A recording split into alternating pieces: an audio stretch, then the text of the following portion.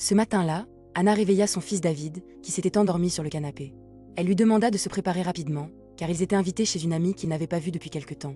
Au même moment, dans une autre maison, Marie demanda à son fils Jacques de mettre son jeu de côté. Elle lui expliqua qu'Anna et David allaient bientôt arriver et lui rappela d'être poli, de dire bonjour et de bien accueillir leurs invités. Quelques minutes plus tard, la sonnette retentit. Marie ouvrit la porte avec le sourire. En apercevant David, Jacques courut aussitôt vers lui. Les deux garçons étaient ravis de se retrouver et échangèrent quelques mots avec enthousiasme avant de monter jouer dans la chambre de Jacques, pendant que leur mère restait discuter au salon.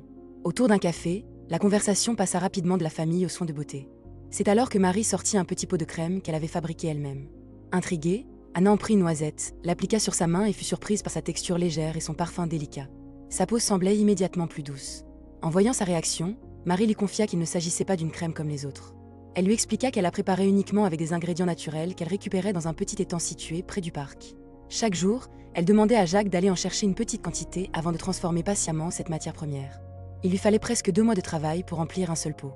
Anna fut impressionnée par tout ce travail artisanal. Elle lui proposa alors une idée. Pourquoi ne pas vendre cette crème à leurs proches? Si les premiers essais étaient concluants, elle pourrait peut-être développer cette activité.